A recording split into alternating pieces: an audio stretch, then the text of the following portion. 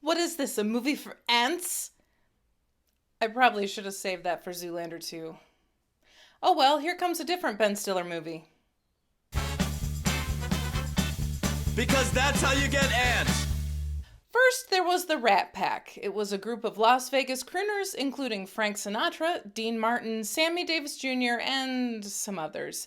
Then came the Brat Pack, a group of Gen Xers who appeared together in a slew of teen movies in the 80s. That included Emilio Estevez, Rob Lowe, Demi Moore, Judd Nelson, and others.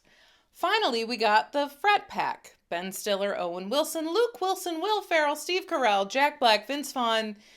In the 90s and the early 2000s, the Frat Pack gave us some of the most quotable movies ever. I'm kind of a big deal. No one makes me bleed my own blood. Earmuffs. Hell, Robert Downey Jr. was nominated for an Academy Award for a scathing takedown of method acting when we all know it should have been Tom Cruise nominated for his extremely accurate portrayal of Hollywood producers. It seems, though, that the Frat Pack has started to lose their charm. Uninspired sequels and even less inspired critical reviews have led to the inevitable decline of the A-listers. The golden goose has laid its last egg. This still sounds like I'm ramping up to Zoolander 2. I'm not. Today we find anything nice to say about 2012's The Watch. The Frat Pack knows comedy. While some of the actors seem to play the same character in every movie, there is an understanding that someone has to be the straight man, someone has to be the crazy one. There needs to be comedic balance.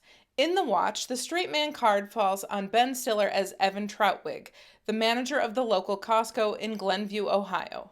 Yes, some of this movie comes across as an ad for Costco. Evan has thrown his life into volunteerism. He founded the neighborhood running club, the Spanish table at the community center, and created a position for himself on the city council. I mean, we all know that guy, right? He's the overly involved busybody who knows everyone and claims to be friends with them, but really isn't. Somehow that attitude that starts off as a retail worker facade translates outside of the retail store and becomes an actual personality. They're too good to be true.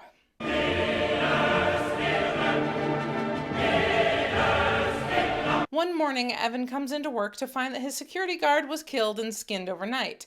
The police, headed by Will Forte's be-mustache face, jokingly, or are they, imply that Evan is a suspect. He decides the police aren't taking this incident seriously, so he goes to the high school football game and calls on the citizens to form a neighborhood watch. Vince Vaughn, Jonah Hill, and Richard Ayoade, who some of you may know as Moss from the IT crowd and the rest know from Facebook videos of British game shows. Subject: fire. Dear Sir Stroke Madam, I'm writing to inform you of a fire which has broken out at the premises of... No, that's too formal.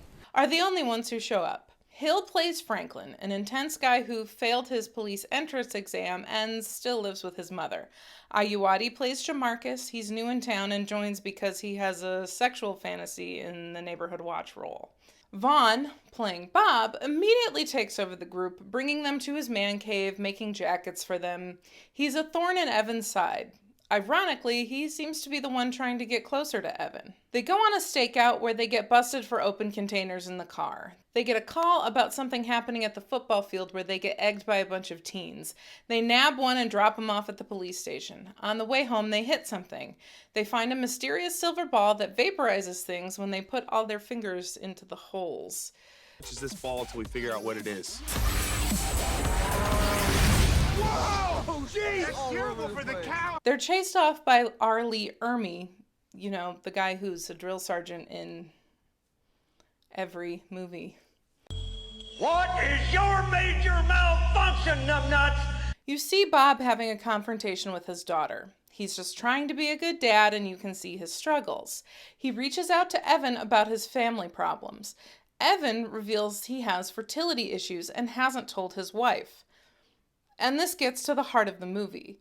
The Watch is about an extremely depressed, lonely man who tries to fill his life with volunteering, work, and friends so he doesn't have to confront how extremely depressed he is. Out of all the frat pack movies, while The Watch is one of the most outlandish, it addresses one of the truest life experiences since old school mocked trying to reclaim your college years. Not only is Evan struggling with his home life, you have Franklin trying to deal with his life failures and career, and Bob trying to deal with his failures as a father and his lack of friends. In a weird comedy about an alien invasion of CostCo, all these men have extremely relatable problems that plague people as they become adults and realize that not all dreams are achievable. Bob and Evan get a call from Ermi. There's someone on his roof. They respond to find an alien. Evan tries to communicate with it, but it throws Ermi's disemboweled body at them. After a brief struggle, they kill it with a garden gnome. They bring the body back to the man cave, get drunk, and start taking pictures with it, dressing it up, and dancing with it. It wakes up, grabs the sphere they found earlier, says they are already among them, and escapes. The four are haunted by this. They think everyone's an alien now. Evan tries to spy on his neighbor, but Bob gets a call that his daughter is at a party. Instead of helping Bob, Evan stays behind to keep spying on the neighbor. At the party, Bob walks in on the boyfriend trying to get his daughter into bed while she's resisting. Even though he saves the day, he gets thrown through a glass door for his trouble. That causes Evan and Bob to have a fight over abandoning each other. Evan runs home and admits he's sterile to his wife. I mean, it's interesting that when he feels that he's been abandoned by his friends, he finally seeks to repair the chasm between him and his wife.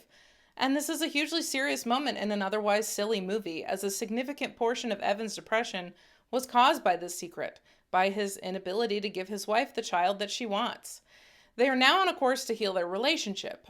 Another thing about this moment is now Evan's wife is rolled into the antics for the rest of the movie. Ayoade interrupts Evan's moment with his wife and makes Evan call the Watch back together. He admits to being an alien, and a full-scale invasion is about to begin if the aliens send the message from the CostCo. The team gather up a bunch of guns and go for a showdown underneath it. Will Forte's cop character is swept into it. They're having a terrible time until Ayoade reveals that their heads are in their dicks and that's how to kill them. So then it's a bunch of dick jokes, and Bob rips off the boyfriend's dick because he was an alien. I'm not going to go into how this is a metaphor for infertility because I kind of felt like it was over the top and gratuitous, but that's right at home in a frat pack movie. There is a funny moment when they ask Ayoade how to turn off the transmitter, and he says he doesn't know because he's not an engineer. Finally, some truth in an alien invasion movie. They manage to save the day, and all the characters get an epilogue where they get what they want. Ayoade is living as a human, Evan and his wife have a child, maybe through adoption, though they don't really say.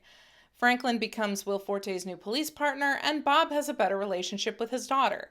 The Watch carries a hint of 1989's The Burbs, the sort of something not rightness in the idyllic suburban world. In both movies, the protagonists are proven right, but while Tom Hanks is driven crazy by his boredom, Ben Stiller is driven to manic lengths in the hope that he won't be alone with his thoughts for too long. It's nice to see something so serious, like a character's struggle with infertility and honesty about it, isn't simply played for laughs. It's a mature moment in an immature movie. That's all for this episode of Anything Nice to Say. They're already among us, and never be ashamed to like what you like.